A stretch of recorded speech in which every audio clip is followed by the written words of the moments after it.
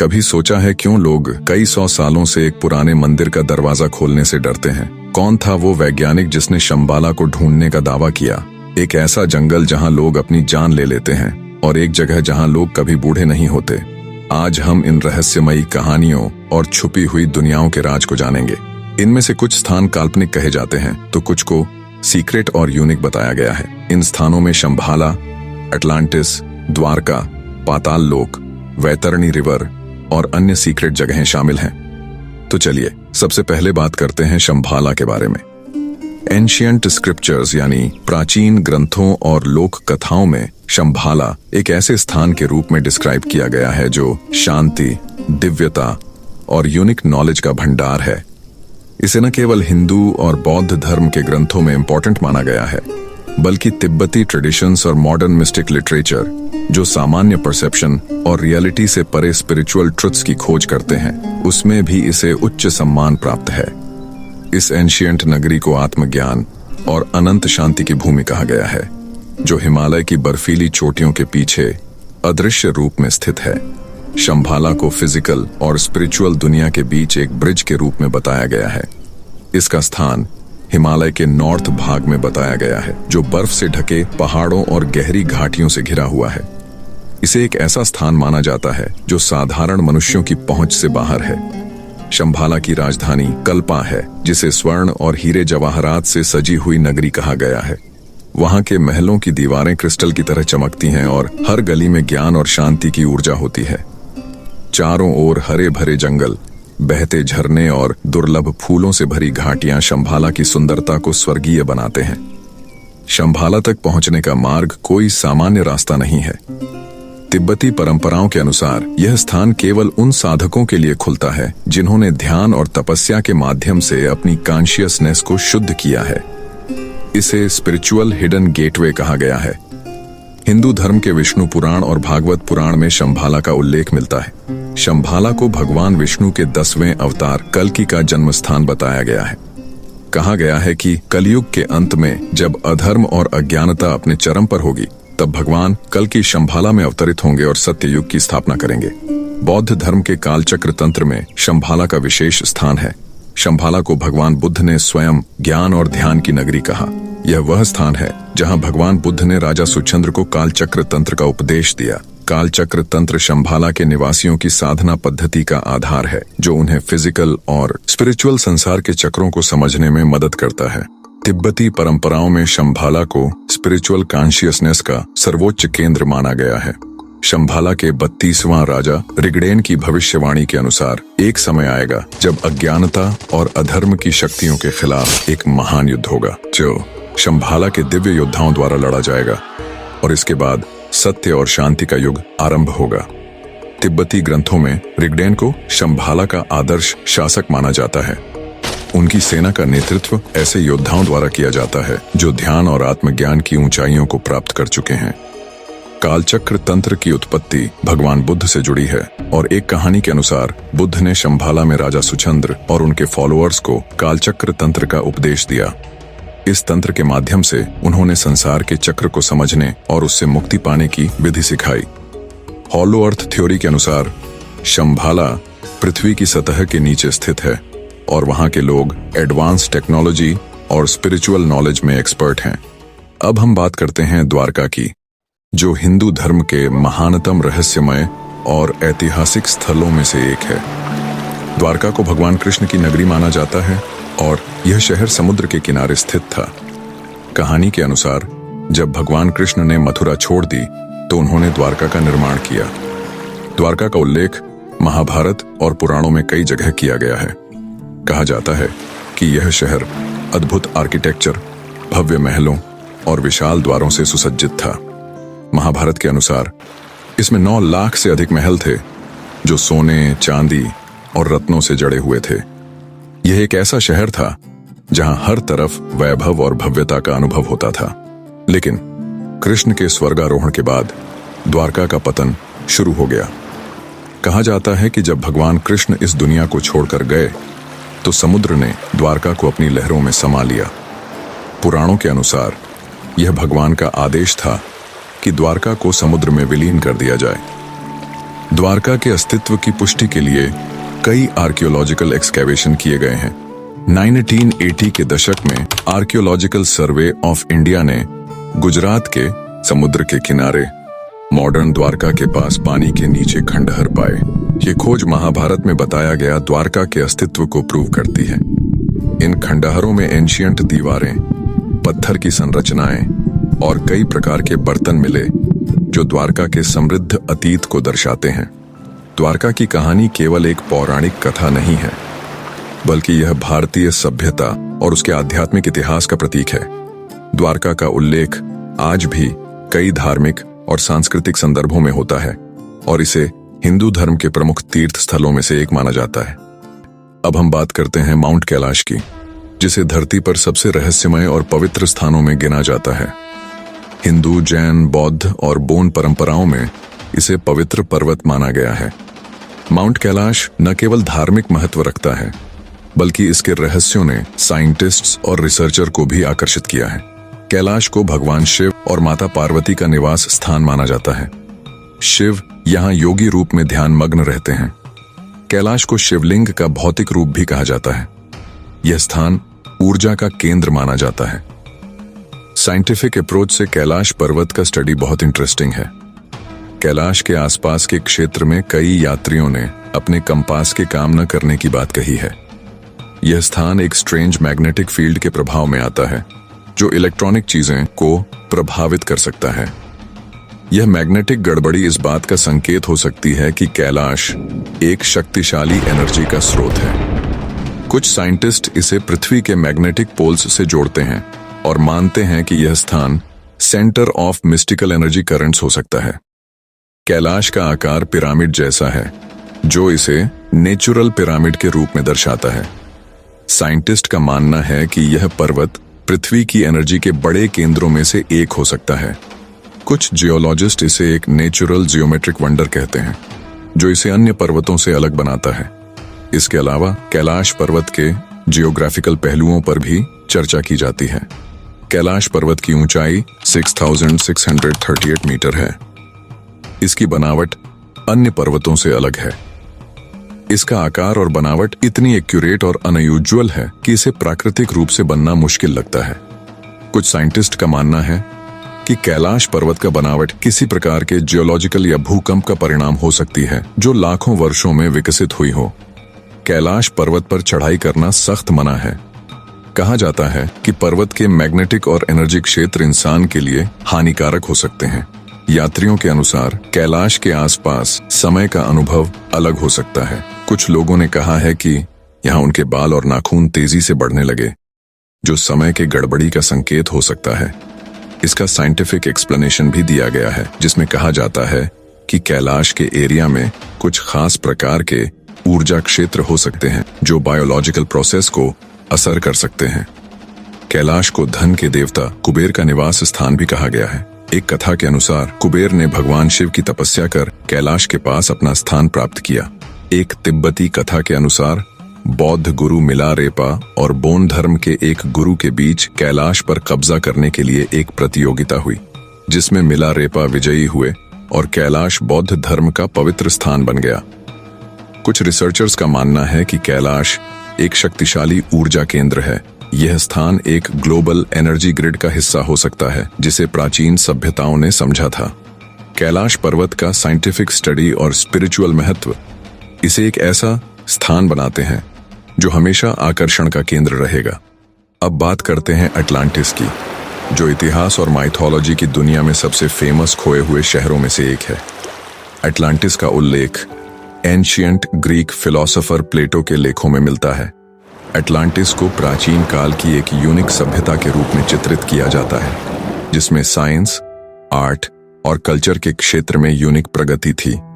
इसे समुद्र के गर्भ में समाने के बाद एक रहस्य के रूप में माना गया, लेकिन इसके बारे में बहुत सी कथाएं और रिसर्च आज भी जारी हैं। अटलांटिस का पहला उल्लेख प्लेटो ने अपनी राइटिंग्स टीमियस और क्रितियस में किया था। प्लेटो ने अटलांटिस को एक विशाल आइलैंड के रूप में वर्णित किया, जो अटलांटिक ओशन में स्थित था। प्लेटो के अनुसार अटलांटिस एक महान साम्राज्य था, जिसे देवता पोसाइडन ने स्थापित किया था। यहाँ के लोग न केवल एग्रीकल्चर, आर्किटेक्चर और आर्ट्स में उन्नति के प्रतीक थे, बल्कि उन्होंने सी ट्रैवल, मेडिकल फील्ड और एस्ट्रोनॉमी में भी काफी प्रगति की थी। वे शक्तिशाली वाटर टेक्नोलॉजी के विकास के लिए प्रसिद्ध थे, जैसे पानी से चलने वाले वाहन और ड्रेनेज सिस्टम। अटलांटिस के लोग भगवान पोसाइडन की पूजा करते थे और उन्हें इस आइलैंड का देवता मानते थे। अटलांटिस में एक एंशिएंट मंदिर था जिसमें पोसाइडन और उनकी पत्नी को समर्पित देवता की पूजा की जाती थी। अटलांटिस की सभ्यता का प्रमुख आकर्षण उसकी खोई हुई ज्ञान है। कहा जाता है कि अटलांटिस में ऐसे पुस्तकालय थे जिनमें मानवता के सभी ज्ञान और साइंस का कलेक्शन था। अटलांटिस के विनाश के बाद यह ज्ञान समुद्र में डूब गया और सिर्फ कुछ ही अंश बच पाए। अनेक रिसर्चर और साइंटिस्ट आज भी अटलांटिस के ज्ञान और संस्कृति के कुछ महत्वपूर्ण हिस्सों की खोज में लगे हुए हैं। प्लेटो के अनुसार अटलांटिस ने अपने अत्यधिक अहंकार और इम्प्रैक्टिकलिटी के कारण विनाश का सामना किया। अल्टीमेटली अटलांटिस एक बड़ी नेचुरल डिजास्टर जैसे भूकंप और ज्वालामुखी के विस्फोट के कारण समुद्र में डूब गया। अब हम आगे बढ़ते हैं पाताल लोक की ओर। असुरों की भूमि पाताल लोक भारतीय पौराणिक कथाओं और शास्त्रों में वर्णित एक रहस्यमयी और गहरी दुनिया है। यह पृथ्वी के नीचे स्थित एक अन्य लोक है जहां असुरों और अन्य अदृश्य प्राणियों का निवास माना जाता है। पाताल लोक का वर्णन विशेष रूप से पुराणों, महाभारत और रामायण जैसे ग्रंथों में मिलता है। इस स्थान को केवल असुरों का निवास स्थान नहीं, बल्कि एक स्थान के रूप में देखा जाता है जहां पाप, अज्ञानता और अन्याय का अस्तित्व रहता है। हालांकि पाताल लोक का अर्थ केवल अंधकार या बुरी शक्ति से नहीं है, बल्कि यह एक गहरी और शक्तिशाली चेतना का प्रतीक भी है।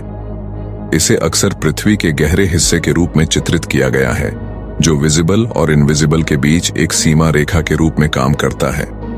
पाताल लोक को 5 हिस्सों में बांटा गया है और इन्हें विभिन्न नामों से जाना जाता है, जैसे अतल, वितल, सुतल, तलातल और पाताल। यह स्थान प्राचीन कथाओं में हर प्रकार के असुरों, राक्षसों और अन्य दुष्ट शक्तियों का घर माना गया है, जिन्हें पृथ्वी और स्वर्ग की दुनिया से निकाला गया था। यहाँ की बनावट और एनवायरनमेंट पृथ्वी से बिल्कुल अलग है और यह स्थान अंधेरे, मिस्टीरियस और खतरनाक माना जाता है। पाताल लोक की 5 जगहों को एक क्रम में रखा गया है और हर एक का अपना अलग महत्व है। इनमें से प्रत्येक स्थान में असुरों का शासन और उनकी गतिविधियां होती हैं। यह माना जाता है कि पाताल लोक की गहराई जितनी अधिक होती है, उतनी ही अधिक शक्तिशाली ताकतें वहां रहती हैं। हमारा अगला टॉपिक है कुकुलकान का भूमिगत शहर। मायन सिविलाइजेशन के पौराणिक और धार्मिक संदर्भों में कुकुलकान एक महत्वपूर्ण देवता माने जाते हैं। कुकुलकान का अर्थ है पंखों वाला सर्प, जो स्वर्ग और पृथ्वी के बीच का सेतु समझा जाता है। माया संस्कृति में कुकुलकान को ज्ञान, शक्ति और एस्ट्रोनॉमी का प्रतीक माना जाता है। उनके नाम पर कई भव्य मंदिर और स्ट्रक्चर बनाई गई थी, जिनमें सबसे प्रसिद्ध है चिचेन इत्जा का पिरामिड। माया सभ्यता में उनके नाम पर अंडरग्राउंड शहर और टनल्स बनाई गई थीं। ये शहर धार्मिक रिचुअल्स, बलिदान और गुप्त सभाओं के केंद्र थे।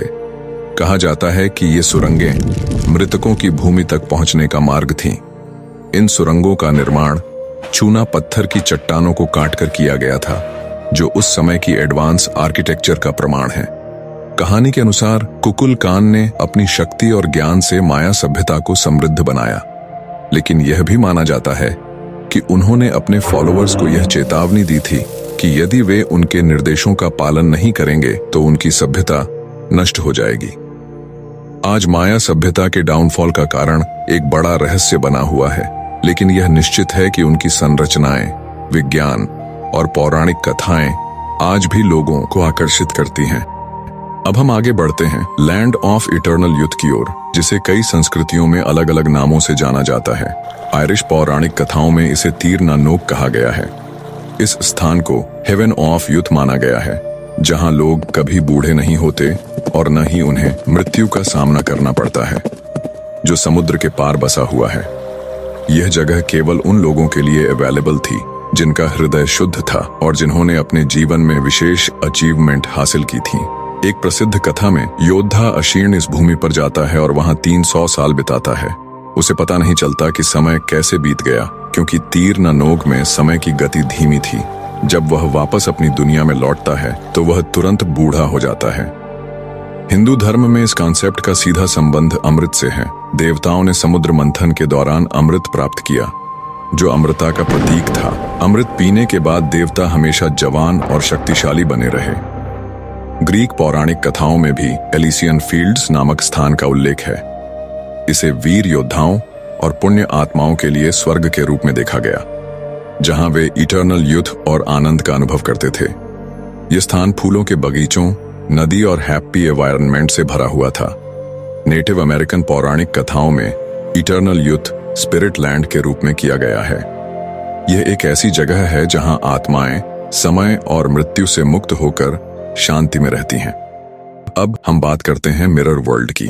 मिरर वर्ल्ड एक फिलोसॉफिकल और मिथोलॉजिकल कॉन्सेप्ट है, जहां हर चीज का उल्टा रूप होता है। इसे एक अल्टरनेटिव रियलिटी के रूप में देखा जाता है, जो हमारी दुनिया की परछाई है। हिंदू धर्म में माया का सिद्धांत इसी कॉन्सेप्ट से जुड़ा हुआ है। माया वह भ्रम है जो हमें रियलिटी से अलग करता है। ये कहा जाता है कि यह संसार एक आईना के समान है, जो रियलिटी को रिफ्लेक्ट करता है लेकिन उसकी सच्चाई को छुपाता है। मॉडर्न साइंस में पैरेलल यूनिवर्स और अल्टरनेट रियलिटीज के विचार भी मिरर वर्ल्ड से मेल खाते हैं। यह माना जाता है कि ऐसी दुनिया हो सकती है जहां हर चीज हमारी दुनिया के समान है, लेकिन कुछ बेसिक बदलावों के साथ। हम अब बात करेंगे ऐसी जगह की जहां लोग सुसाइड करने जाते हैं। आओकीघारा, जिसे सी ऑफ ट्रीज के नाम से भी जाना जाता है, जापान के माउंट फूजी के नॉर्थ वेस्टर्न आधार पर स्थित है। यह घना और रहस्यमय जंगल लगभग 30 स्क्वायर किलोमीटर में फैला हुआ है। इसकी शांत और रहस्यमय प्रकृति इसे दुनिया के सबसे पेचीदा स्थानों में से एक बनाती है। आओकीघारा का निर्माण हजारों साल पहले माउंट फूजी के ज्वालामुखी विस्फोट के बाद हुआ था। ठंडे हुए लावा ने एक ऐसा उबड़ खाबड़ इलाका बनाया जो खेती के लिए अच्छा नहीं था, लेकिन घने जंगल के विकास के लिए अच्छा साबित हुआ। साइंटिस्ट्स ने इस जंगल के अनोखे गुणों का गहराई से स्टडी किया है। लावा का बेस ध्वनि को एब्जॉर्ब करता है, जिससे जंगल में अजीब सी खामोशी बनी रहती है। यह सन्नाटा इतना गहरा है कि कई लोग इसे परेशान कर देने वाला अनुभव मानते हैं। इसके अलावा जंगल की मिट्टी में आयरन की ज्यादा मात्रा के कारण कंपास अक्सर काम नहीं करते, जिससे यहाँ दिशा जानना मुश्किल हो जाता है। आओकीघारा का संबंध जापान की प्राचीन प्रथा उबास्ते से जोड़ा जाता है। इस प्रथा के तहत अकाल के समय परिवार अपने बुजुर्गों या बीमार सदस्यों को जंगल में छोड़ देते थे ताकि भोजन की कमी से बचा जा सके। हालांकि इस प्रथा के ऐतिहासिक प्रमाण कंट्रोवर्शियल हैं, लेकिन यह जंगल की लोक कथाओं का हिस्सा बन गई है। सदियों से यह जंगल अशांत आत्माओं या युरेई का घर माना जाता है। ऐसा कहा जाता है कि यह आत्माएं अपनी अधूरी इच्छाओं और भावनाओं के कारण जंगल में भटकती रहती हैं। 20वीं सेंचुरी में आओकीघारा सुसाइड फॉरेस्ट के नाम से कुख्यात हो गया। इस दुखद सच्चाई को दुनिया का ध्यान तब मिला जब सेइचो मात्सुमोटो के बुक कुरोई जुकाई में इस जंगल को जीवन समाप्त करने के स्थान के रूप में चित्रित किया गया। हर साल अधिकारी जंगल में गश्त करते हैं और लापता लोगों को खोजने का प्रयास करते हैं। जंगल के प्रवेश द्वार पर कई संकेत लगे होते हैं जो विजिटर्स को अपनी जान लेने से रोकने और सहायता लेने के लिए एनकरेज करते हैं। आओकीघारा केवल निराशा का प्रतीक नहीं है। जापानी स्पिरिचुअलिटी में इसका माउंट फूजी से गहरा संबंध है, जिसे डिवाइन एनर्जी का घर माना जाता है। इसके बदनाम होने के बावजूद आओकीघारा एक इनक्रेडिबल नेचुरल ब्यूटी का स्थान है। इसकी काई से ढकी हुई पेड़ों की शाखाएं, लावा की गुफाएं और दुर्लभ वेजिटेशन इसे महत्वपूर्ण बनाती हैं। इस जंगल की अनगिनत कहानियां प्रचलित हैं, जिनमें से कुछ कहती हैं कि यहाँ लोग रहस्यमय रोशनी और आवाजों से आकर्षित होकर रास्ता भटक जाते हैं। ये कहानियां इस विचार को बल देती हैं कि आओकीघारा केवल एक फिजिकल स्थान नहीं, बल्कि एक ऐसा स्पिरिचुअल डायमेंशन है जहां जीवन और मृत्यु की सीमाएं धुंधली हो जाती हैं। अब हम बात करते हैं पद्मनाभ स्वामी मंदिर के बारे में, जो भारत के केरल राज्य के तिरुवनंतपुरम शहर में स्थित है। ये मंदिर न केवल धार्मिक दृष्टि से महत्वपूर्ण है, बल्कि इसके रहस्यों और खजाने के लिए भी यह दुनिया भर में प्रसिद्ध है। पद्मनाभ स्वामी मंदिर भगवान विष्णु को समर्पित है और इसे भारतीय मंदिरों में एक प्रमुख स्थान प्राप्त है। यह मंदिर एक ऐतिहासिक और आर्किटेक्चर दृष्टि से भी अत्यधिक महत्वपूर्ण है। मंदिर के भीतर भगवान विष्णु की एक अत्यंत अद्भुत और विशाल मूर्ति स्थापित है जो पद्मनाभ के नाम से जानी जाती है। पद्मनाभ स्वामी मंदिर का धार्मिक महत्व तो है ही, लेकिन इस मंदिर को लेकर एक अजीबोगरीब रहस्य भी है जो इसे और भी दिलचस्प बनाता है। इस मंदिर के तहखाने में छुपे हुए खजाने के बारे में चर्चाएं काफी समय से चल रही हैं। साल 2011 में भारतीय सुप्रीम कोर्ट के आदेश पर इस मंदिर के तहखाने की जांच की गई। जब खजाने के तहखाने खोले गए तो अंदर मौजूद वस्तुएं विश्व भर में सुर्खियों में आ गईं। इन तहखानों से हजारों साल पुराने ज्वेलरी, सोने चांदी के सिक्के, मूर्तियां और कीमती रत्न निकले।